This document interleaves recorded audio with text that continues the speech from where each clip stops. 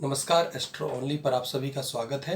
मैं पंडित चंद्रकांत सारस्वत आप सभी के सामने कुंडली से जुड़ी हुई एक अहम जानकारी आप लोगों के लिए लेकर आया हूँ। बहुत सारे सवाल आते हैं कि गुरुजी कुंडली में हमारी धन से संबंधी कोई योग हैं क्या नहीं है, या फिर हम जीवन में अमीर बनते हुए, खरबपति बनते हुए, करोड़पति बनते हुए नजर आएंगे या नहीं आएंगे।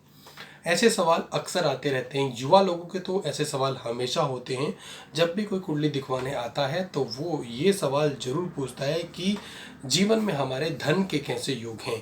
तो इसी को लेकर आज हम एक विशेष कार्यक्रम लेकर आए हैं। इस कार्यक्रम में मैं आपको बताऊंगा कि कुंडली के वो कौन से योग होते हैं, ग्रहों की कौन सी वो दिशा होती है, ग्रह और राशियों का कौन सा योग होता है जिसकी वजह से कुंडली में अच्छे धन योग बनते हुए नजर आते हैं, या फिर बोलें कि वो कौन से योग हैं, वो कौन से ग्रहों की चाल और दशा है जिसके कारण व्यक्ति जीवन में करोड़पति खरबपति बनता हुआ नजर आता है। आप भी अपनी कुंडली देखकर इस बात, जिस तरह के ग्रह में बता रहा हूं, तो आप भी एक आकलन तो लगा ही पाएंगे।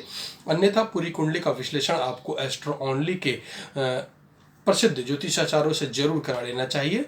तो चलिए शुरुआत करते हैं। और सबसे पहले तो धन संबंधी, धन योग, जो धन भाव की बात कर रहा हूं, तो व्यक्ति को सबसे पहले कुंडली के दूसरे भाव पर नजर डालनी चाहिए। कुंडली का दूसरा भाव और उसके ऊपर, कुंडली के अंदर दूसरा भाव मतलब दूसरा घर, और उसके ऊपर यदि शुभ ग्रहों की स्थिति है, अच्छे ग्रहों की स्थिति बन रही है, अच्छे ग्रहों की दृष्टि है, या फिर उस दूसरे घर में अच्छे ग्रह बैठे हुए हैं, तो धन प्राप्ति के बहुत अच्छे योग बनते हुए उस जातक की कुंडली में नजर आते हैं। सबसे पहले आपको क्या देखना है, आपको कुंडली का दूसरा घर देखना है। दूसरे घर में कौन से ग्रह बैठे हुए हैं। यदि कोई अच्छा देव ग्रह उच्च के होकर बैठे हुए हैं, अपनी राशि के साथ स्वयं होकर बैठे हुए हैं, शुक्र बैठे हुए हैं, बृहस्पति बैठे हुए हैं, तो ये अच्छे योग होते हैं। और उसके साथ साथ उस घर के ऊपर दृष्टि किन ग्रहों की है और वो ग्रह कैसे हैं, ये दो चीज मैंने बताई आपको इसी में, दूसरे घर में।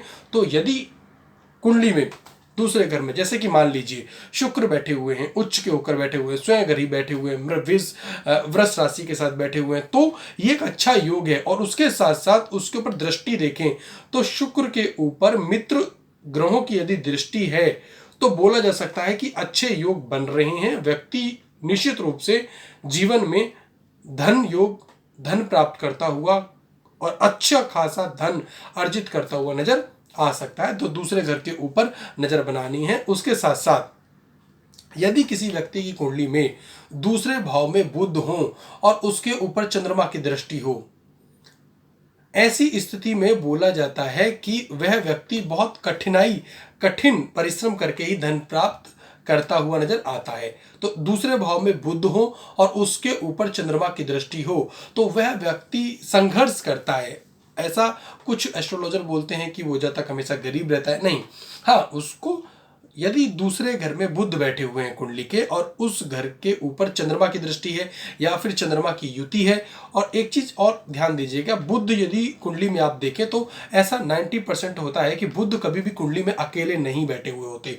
बुध के साथ कोई ना कोई ग्रह जरूर होता है और बुध उसी की तरीके से फल देते हुए नजर आते हैं। बुध ग्रह एक ऐसे ग्रह हैं जिसके ऊपर दूसरे ग्रह और दूसरे ग्रहों की जो उसके साथ हैं उसका फल पड़ता हुआ नजर आता है, और बुध उसी के तरीके से फल देते हुए दिखते हैं। 90% कुंडली में ऐसा होता है कि बुध कुंडली में अकेले नहीं होते। बहुत रेयर होता है, अब अपवाद भी होंगे, लेकिन रेयर होता है कि बुध कुंडली में अकेले हों। और यदि दूसरे घर में बुध बैठे हुए हैं और चंद्रमा है तो वो जातक संघर्ष करता है पैसे को कमाने में, खर्च उसके बहुत अधिक होते हैं। इसलिए बोला गया है कि कुंडली में दूसरे घर को ही महत्वपूर्ण घर बोला गया, करोड़पति खरबपति के हिसाब से। और उसके साथ साथ दूसरे भाव में किसी पाप ग्रह की दृष्टि ना हो, कोई मतलब पाप ग्रही, बोले तो पाप ग्रही में कुछ खास, मैं नाम नहीं लेता, लेकिन कुछ खास ग्रह होते हैं जिनको पाप ग्रही बोला गया, उनकी दृष्टि ना हो। तो यदि है तो व्यक्ति धनहीन हो जाता है, उसको भी कड़ी मेहनत करनी पड़ती है। दूसरे घर के ऊपर यदि किसी पाप ग्रह जिन ग्रहों को बुरा माना गया, जिसमें राहु केतु एक नॉर्मली नाम ले सकते हैं। वैसे ग्रह कोई बुरे नहीं होते, ग्रह अपने अनुसार फल दे रहे होते हैं, अच्छे और बुरे नहीं होते। राहु केतु भी अच्छे बुरे नहीं है, कई बार वह जातक को अचानक लाभ भी देते हुए नजर आते हैं। ऐसी ऐसी कुंडली देखिए, इसमें राहु केतु ही व्यक्ति को लखपति करोड़पति बना देते हैं। आकस्मिक रूप से जीवन में कभी न एक बार राहु केतु जरूर लाभ देते हुए देखते हैं। इसलिए हाँ, ये बोल सकते हैं कि कुछ ग्रह जो कठोर होते हैं, उनकी दृष्टि यदि दूसरे घर के ऊपर है तो व्यक्ति पैसे की तंगी देखता हुआ नजर आता है। वहीं दूसरे भाव पर चंद्रमा की स्थिति हो, चंद्रमा बहुत बलवान हो, चंद्रमा दूसरे घर में हो और वो बलवान हो, या चंद्रमा की दृष्टि बहुत बलवान हो, तो वह व्यक्ति सुख सुविधा प्राप्त करता हुआ नजर आता है। दूसरे घर में यदि चंद्रमा की दृष्टि है और वो बुध दूसरे घर में, उस स्थिति में नहीं होने चाहिए, इस बात का विशेष ध्यान रखें। तो उस स्थिति में जातक बहुत अधिक पैसे वाला होता हुआ नजर आता है।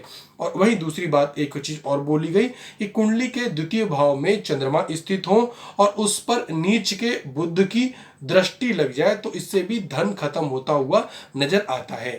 ठीक है, आगे बढ़ते हैं। और यदि कुंडली में सूर्य और बुध दूसरे भाव में हो तो ऐसे व्यक्ति का भी पैसा जुड़ता हुआ नजर नहीं आता है, उसको भी संघर्ष करना पड़ता है। और वहीं एक चीज और, चंद्रमा अकेले हो दूसरे घर में और कोई भी ग्रह उससे द्वितीय या द्वादश ना हो तो आजीविका भी मुश्किल से चलती हुई नजर आती है। इस स्थिति को भी पहचाने।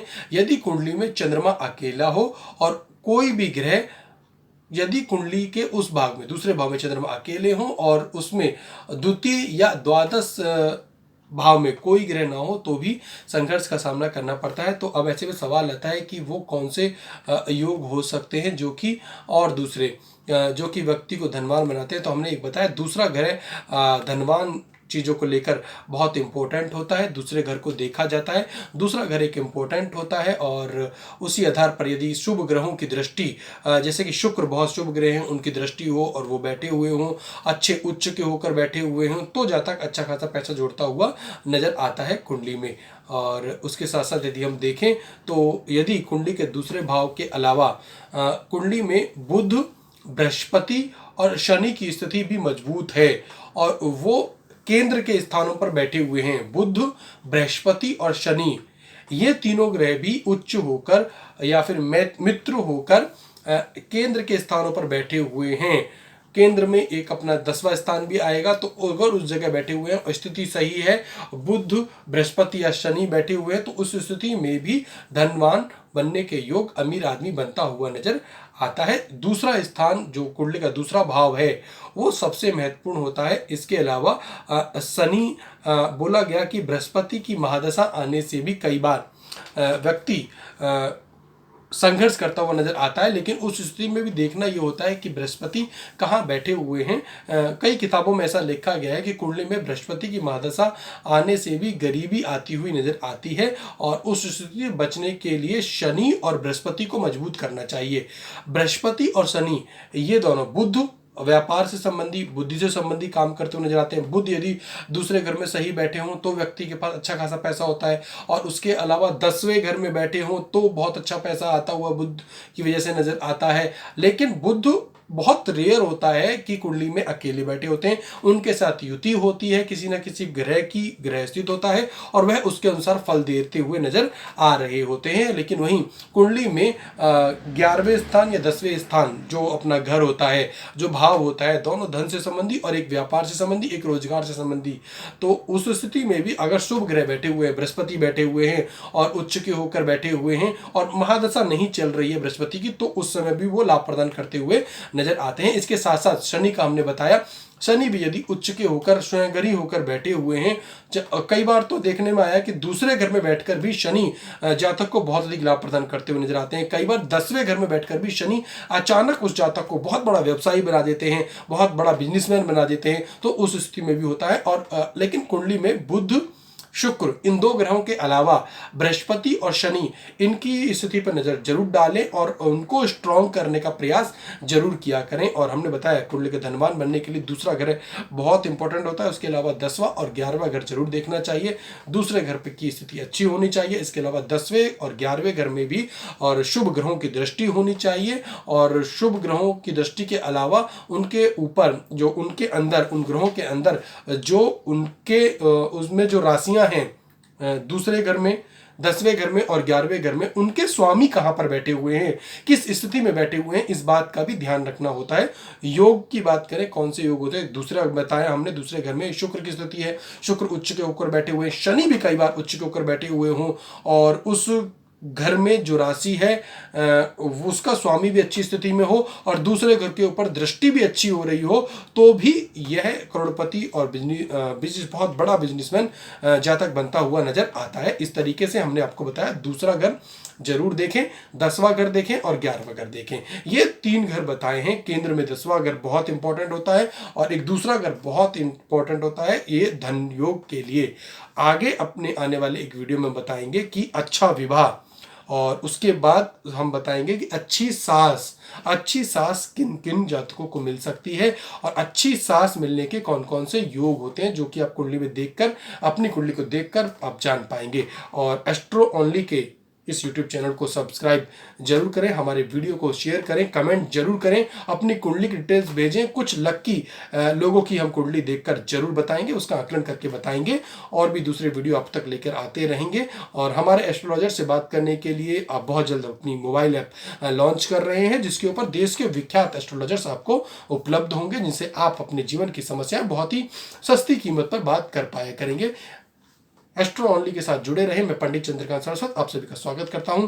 नमस्कार।